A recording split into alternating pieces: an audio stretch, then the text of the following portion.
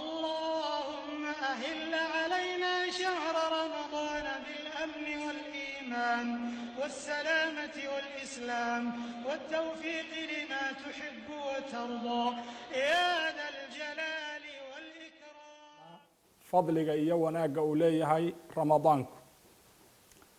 ramadaanku kelimatu ramadaan waxaa la yidhaahdaa macaanideeda waxaa ka mida in ramadaanku uu xilli kulul iman jiray markaa tarmiidu samayn jiray in la haraado oo la oomo oo naftu ay kululaato ayaa kelimatu ramadaan ay ka timid baa la yidhaahdaa.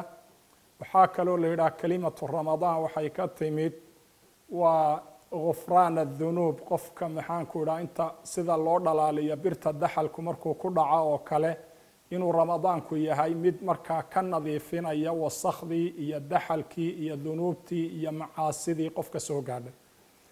ramadaan waxaa ugu wanaagsan baa la yidhaahdaa oo ugu habboon inaynu eegno min khilaal qur'aanka kariimka iyo fawaa'idda uu leeyahay oo ah markaan rabno inaynu ramadaan ayaamaha soo socda wanaag ku noolaano inaynu xusuusnaano oo aynaan qalbiga ka saarin inay tahay bishaasi bishii qur'aanka kariimkii soo degay, nafaxaadkeeda iyo kunuusteeda laga faa'iidaysta inay ka mid tahay qof waliba qur'aanka intuu u jirsaday iyo intuu akhriyay inay tahay fawaa'idda bisha uu helaya iyo ilaahay agtiis cadamada iyo ajriga uu kala kulmaayo.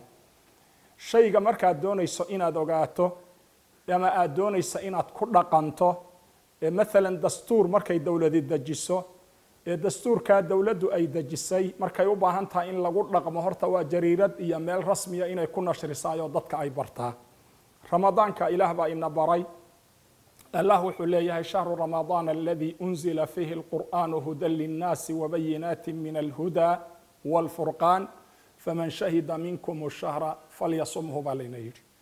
liyasumhu ha ka soomo can alطacaam wa can almuftiraati jamiican, ha ka soomo baa laynagu yidhi shahawaadkii oo dhan si qofka noloshiisu ay u shabahdo nolosha malaa'igta. waxaa la yidhaahdaa insaanku dhowr nololood buu shabihi karaa ama dhowr siyaabood buu u samaysan yahay. waxyaabaha uu shabihi kara waxaa ka mida dadka qaar waxaa u dhadhama waxyaabaha u dhadhama malaa'igta, waxaa u dhadhama istikfaar, waxaa u dhadhama cibaado, waxaa u dhadhama naxariis, waxaa u dhadhama cadaalad, waxaa u dhadhama manhajka rabbaaniga dhammaantiis. dadka qaarkood waxaa u dhadhama wax isku dir, waxaa u dhadhama inuu awood sare leeyahay oo wax laayo, waxaa u dhadhama inuu shaydaan yahay oo waxna isku dira waxna xanto waxna aflagaadeeyo. kuwaasna waxaad moodaa soonkoodii iyo ajirkoodii inay yihiin kuwo aan ku xisaabtamin. insaanku bishaas waxay bilaha kale uga fiican tahay, waxay waafaqsan tahay baa la yidhaha noloshiisu siduu ilaahay doonay inuu u noolaado. waa maxay cani shahawaad buu qofku ka soon la yidhi. shahwadu waa maxay? waa daruuriyaadka. shahawaadka markii laga waramayo daruuriyaadka iyo xaajada dhabta ah wixii ka sarreeya baa shahawaad la yidhaahdaa. waxaa la yidhaha baahidaadu ama waa daruuri ama waa shahwa. daruurigu waxa weeye haddii aad weydo aad dhimanayso. shahawaadkuna waxa weeye wixii hawada iyo shahawaadku waa wixii fawqa daruura ah baa la yidhaahdaa.